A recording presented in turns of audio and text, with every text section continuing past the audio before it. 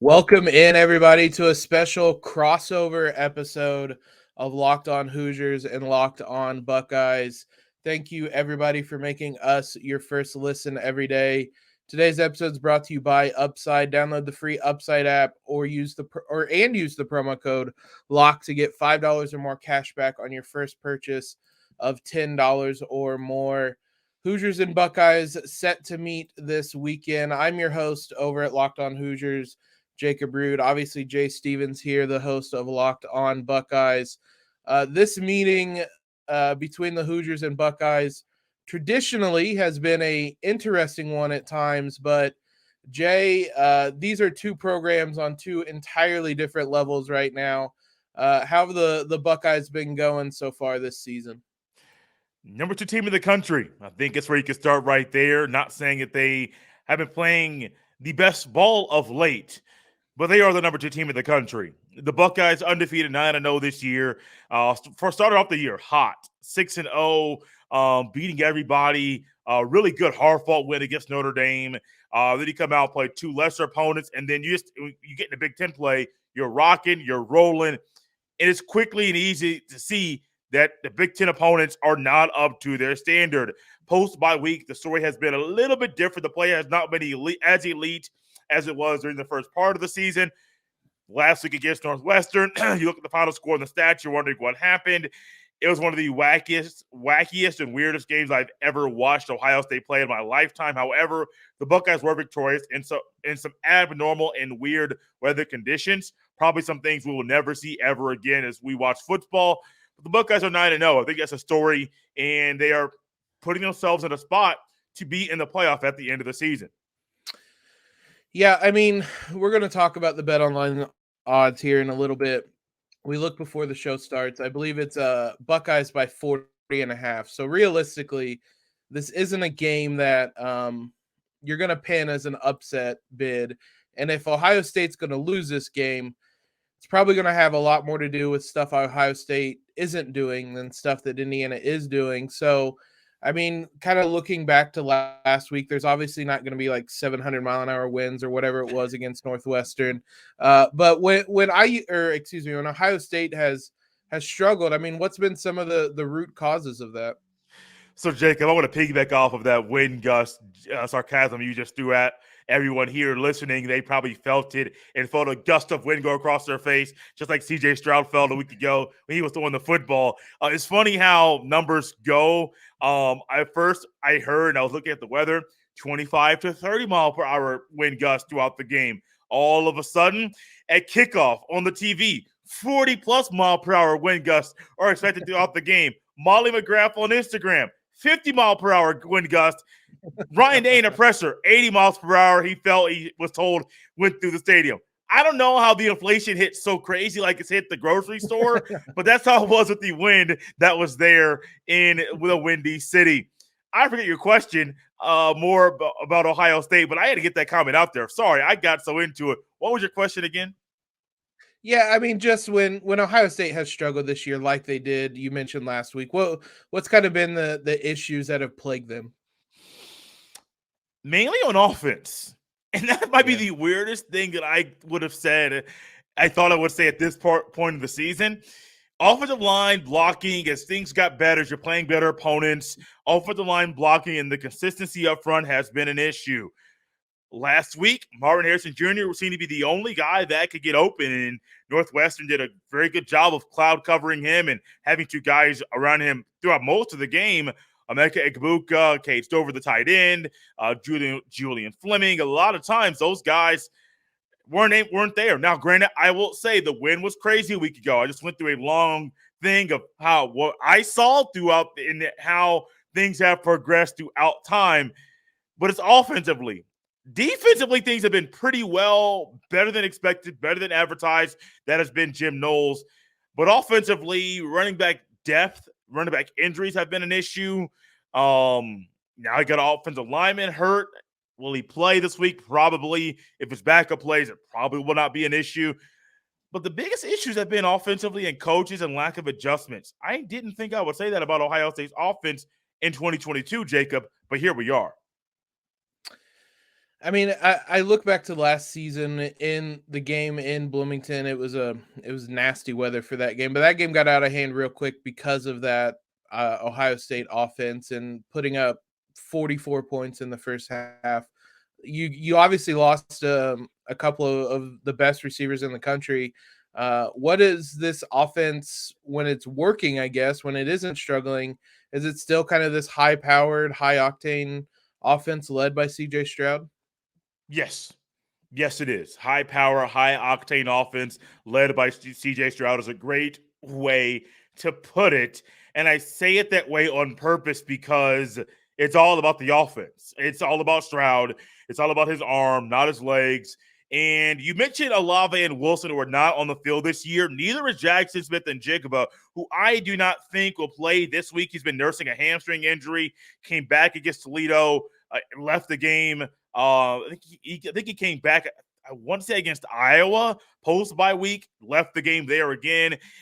His absence, you would think, has been a big problem. Actually, there have been Buckeye receivers that have stepped up in big ways and showed that they can be relied on to move the ball down the field. And so it still is Stroud. The running game that you would think you have at Ohio State is not up to par. And that's an issue at Ohio State. Still 9-0, still playing phenomenal football, still one of the best scoring offenses in the country, still one of the best. I mean, if you look at the offensive numbers, it's still up there competing with the best of the best offensively at the FBS level, but it still is Stroud, still his arm.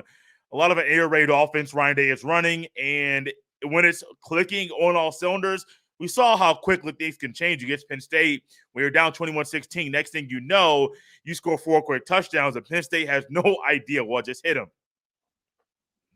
I don't disagree that you guys have offensive issues. It's just funny kind of looking at the stats in that Ohio State's averaging 480 yards per game, and there's been inconsistencies offensively, and that's 150 yards more per game than IU can manage right now.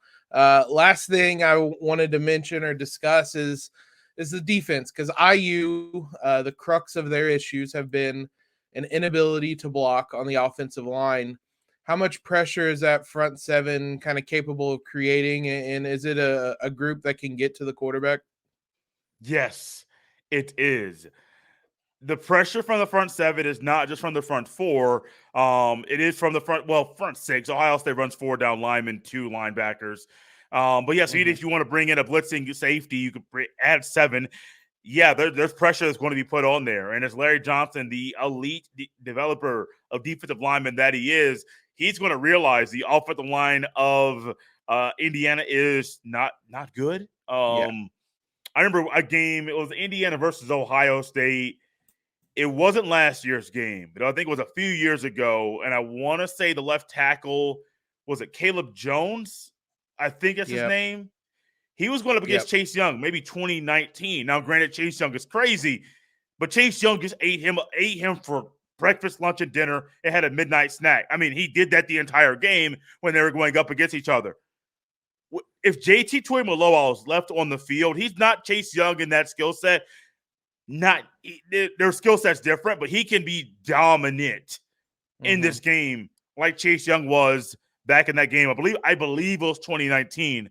And so, yeah, they're dominant. Zach Harris was playing phenomenal football, the best ball he's played in college at Ohio State. And so they better watch out. They better have a plan, 2 tight ends, leave a tight end on the line, leave a back end to block, do something. Because if they don't, even if Ohio State brings just 4 down linemen and leaves all the linebackers back in coverage, you better watch out. Because if Mike Hall gets loose, if he starts playing at the interior line position, it could be a problem and a major headache for whatever quarterback Tom Allen throws out there. Yeah, and I'm sure we'll mention that, but yeah, I promise that you won't even need to send extra pressure because the way I use offensive line has been trending.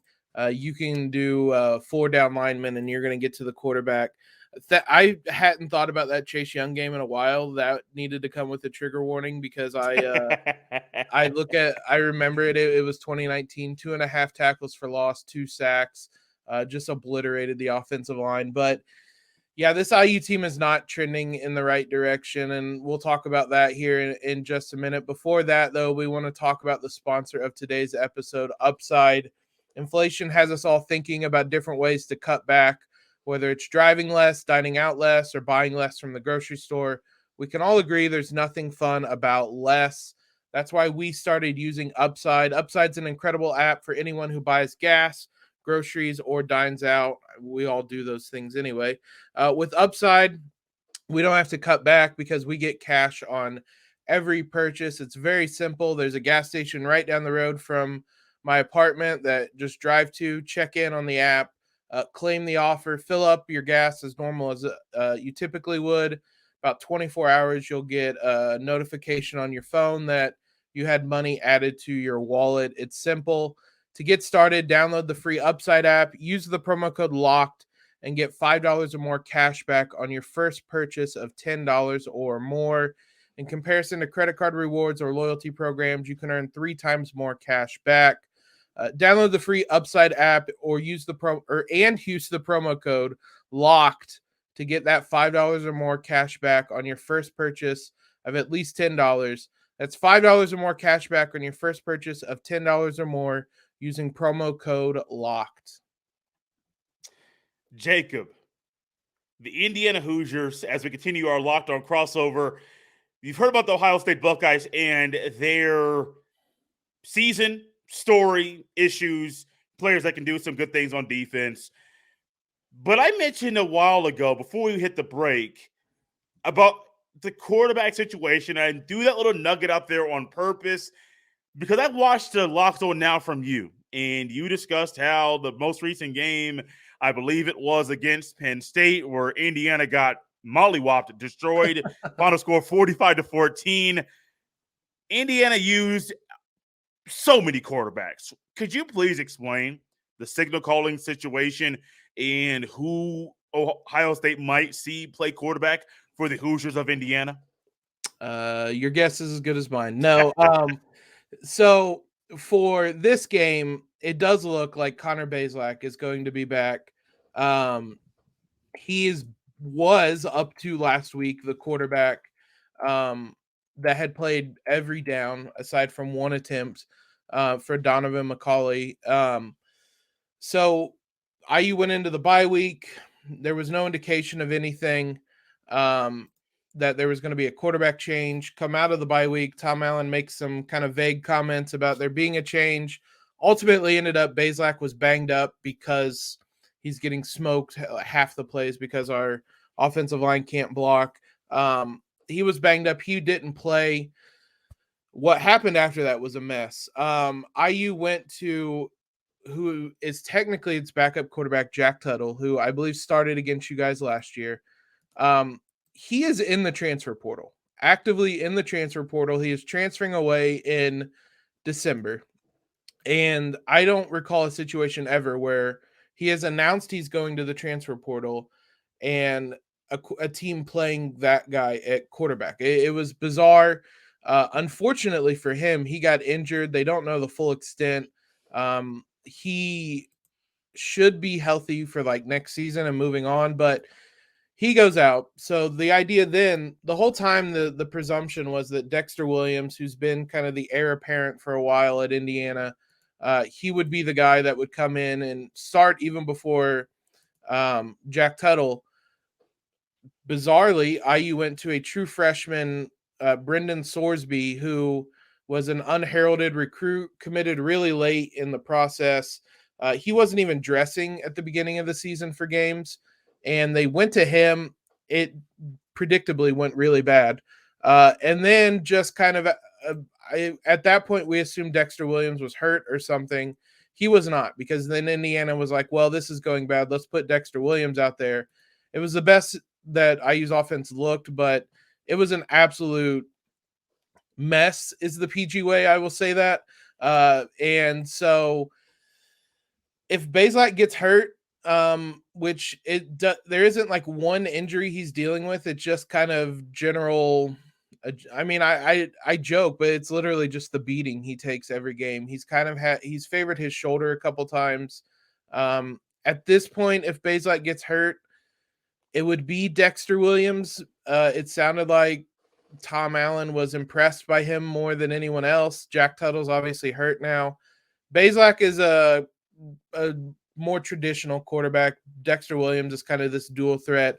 Bazelak has thrown like a million times per game.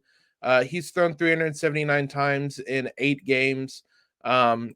He topped out at 66 pass attempts against Cincinnati. His fewest was 29. After that is 42 against Maryland and Rutgers. We throw the ball a lot. Bazelak, he might have needed the week off just to rest his shoulder from throwing the ball so much.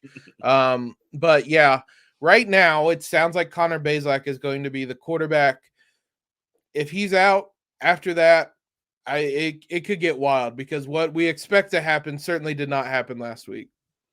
Jacob, why have things been so dysfunctional for the Indiana Hoosier football team post 2020, a high point? Everyone remembers how crazy that season was for Indiana. And then the next thing you know, I think they're ranked in the preseason poll going into 2021. And then it's back to the good old Indiana losing ways. Tom Allen got an extension, got a massive contract, has a crazy buyout as well. Why is it so dysfunctional right now in Bloomington, Indiana? Yeah, good old Indiana. That is, you can't run from it, I guess. You can have a blip of a year in 2020 where everything seemed great. Like you mentioned, we headed into 2021 ranked, I believe it was either 16th or 17th in the preseason poll. And then, to use the phrase you used earlier, Iowa mollywopped us. And that has sent the program into a spiral basically after that game. It's been such a bizarre last 2 seasons, because everybody was super optimistic, super high on IU football. Even last year's team was one that returned a boatload of talent from that 2020 team. There was a myriad of issues. There was a lot of injuries. There was some guys underperforming. Tom Allen basically said there.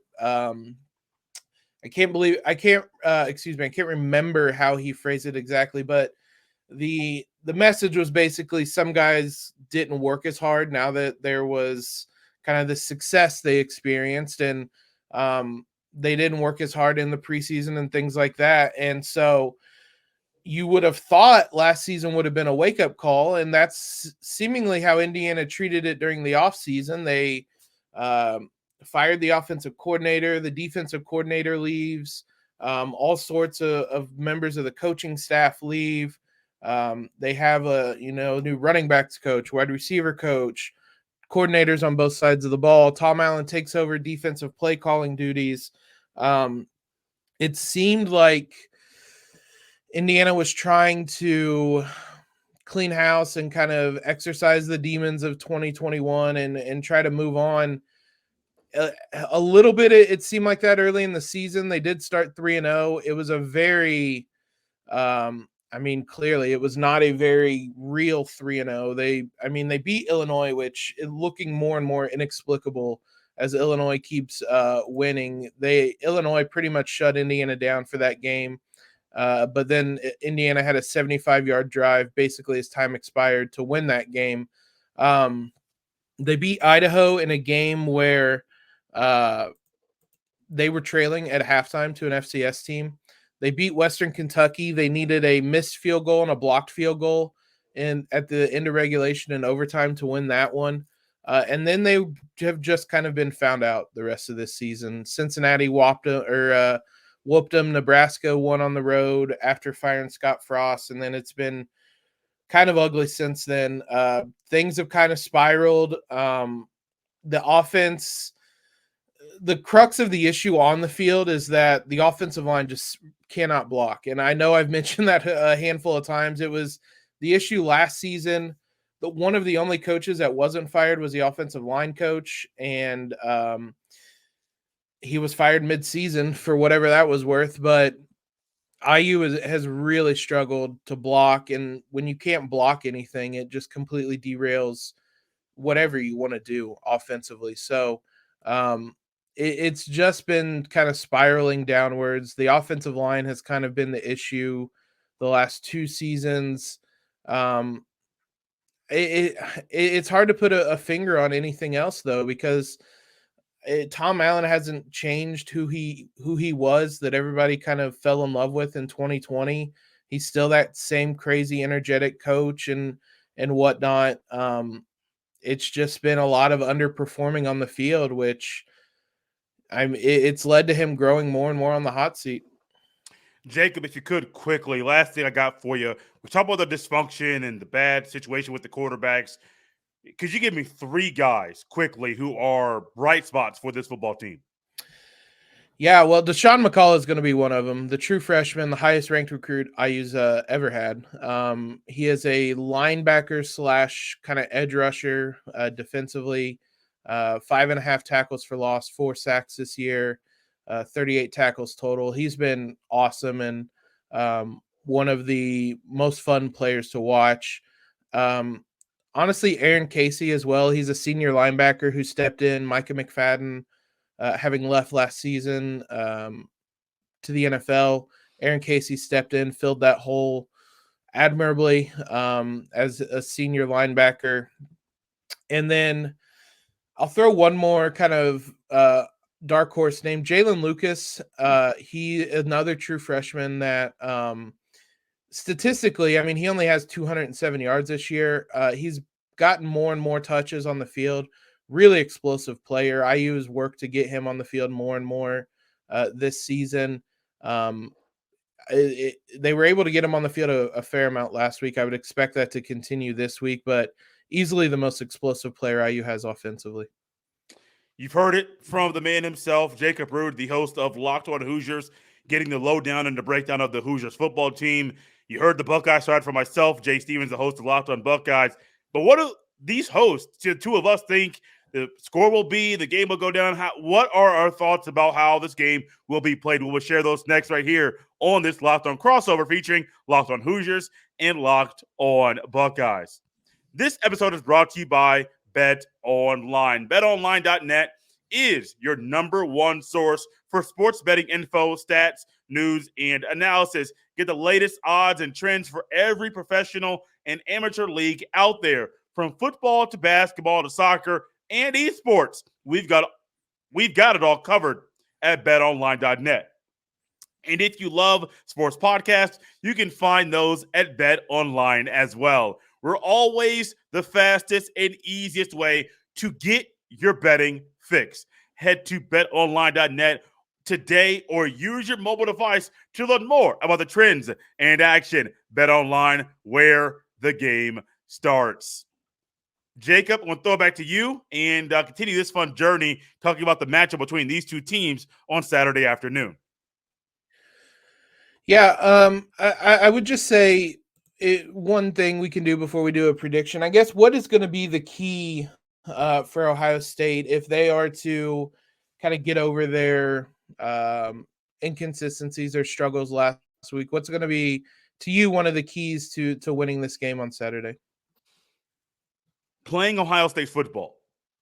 Yep. I could have gone a different way, but last week was not Ohio State football. In that, a lot of players looked disinterested. There was lack of intensity and being tenacious on the football field. Playing Ohio State football. If you play Ohio State football, everything will be fine. If I want to go deeper than that, the run game. Like, the run game has to get better. And that may be the biggest key to me is just simply playing Ohio State football. Like, you play the Buckeye football, like, this game is over within the first 7 minutes of the game. Like, I legitimately mean that. Like, it could be 2 touchdowns on offense, a defensive touchdown, or score via special teams. Next thing you know, it's 21-0 Buckeyes with 7:30 left in the first quarter. I legitimately believe it could be over that quickly. Yeah, and I mean, as I mentioned earlier, IU's coming into this game as a 40.5 point underdog. This is probably not going to be the team that upends Ohio State. It would be, I don't know what the biggest upsets are in terms of betting margin or spread, but this would be right up there. This Indiana team is just too much of a mess right now. I mean, I don't want to belabor the point about what IU needs to do is block, because it's just simply not something that this team is capable of. But just kind of control possession a little bit. This IU team with Connor Bazelak, you guys are going to see, plays at this absurd tempo that it's hard to even really explain how fast IU is going to play on Saturday, presuming they play like they did with Connor Bazelak before he was injured, which I don't know why they wouldn't, but they're going to go up, they're going to snap the ball, run a play. It's probably going to be a screen to the outside for to a wide receiver. And then like you have those moments where a team will run up to the line and pretend to snap the ball, and then everybody look over to the sideline. IU won't pretend. They'll just snap the ball again and run another play, and then they'll do that one more time. The problem is they've struggled so much this season that will be 3 incomplete passes. You'll have run 15 seconds off the clock, and you're going to hand the ball right back to the opposing team. And it's wore down the defense throughout the season. And by the end of games, IU's defense just can't get stops it needs in big games. So just trying to find a rhythm might be better than saying they really don't care about time of possession. Finding a rhythm offensively. There's been a couple times Indiana's whenever they do put things together, the offense looks really good. There was basically a half against Michigan where they did that. We won't talk about the second half there though, but at times it can look good when they find a rhythm though. We've mentioned the spread. We've mentioned everything else. Jay, what is your prediction for how this game is going to go on Saturday? I honestly kind of see it being a 28 or 24-0 in the first quarter type of deal. Yeah. Because Ryan Day knows there are things they need to work on, but also he knows he has to find a way to build confidence with his team. Remember last year, Ohio State, Michigan State. Now, Michigan State and Iowa, this Indiana team are not on the same level. Don't get it twisted. I remember last year, Big Noon was there. I forget where the game was played. I think it was in Columbus last year.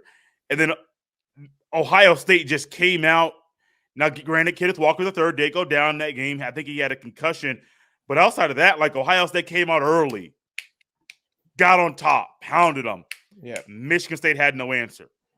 Now, I do think they're going to come out early.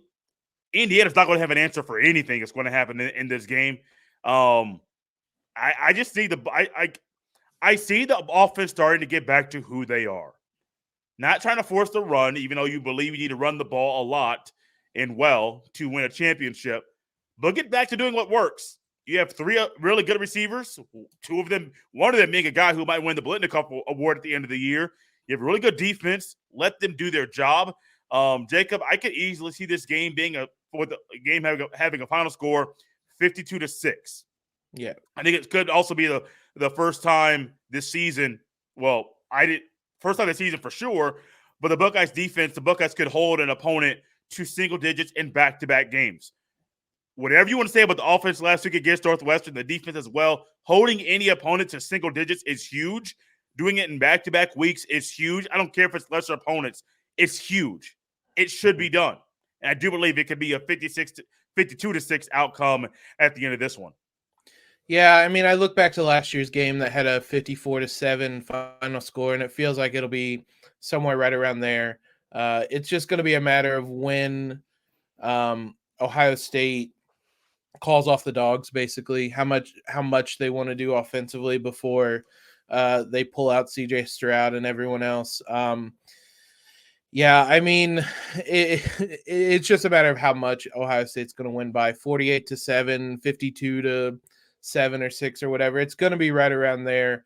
I'm not going to advise you to bet on Ohio State to cover because that's an absurd spread, but Ohio State can score as much as they want. It's just going to be a matter of kind of that garbage time for the final score and how things play out there. To me, this is not going to be a game that IU is going to be competitive in for very long. I can very much see it play out like you said, where boom, boom, boom, and suddenly IU's down 21-0 with 8 minutes to go in the first quarter, and I'm trying to find another game to watch to Right. get ready to spend the rest of the afternoon.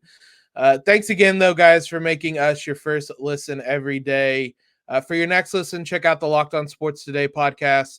biggest stories of the day, plus instant reactions, big game recaps, and the take of the day, available on the Odyssey app, YouTube, and wherever you guys get podcasts. Follow our accounts on Twitter. Be sure to subscribe to our podcasts. Jay, appreciate you doing this and joining in this Locked On crossover. And yeah, be sure you guys rate and review, subscribe to the podcast, all that fun stuff. And we'll be back with you tomorrow with our respective shows.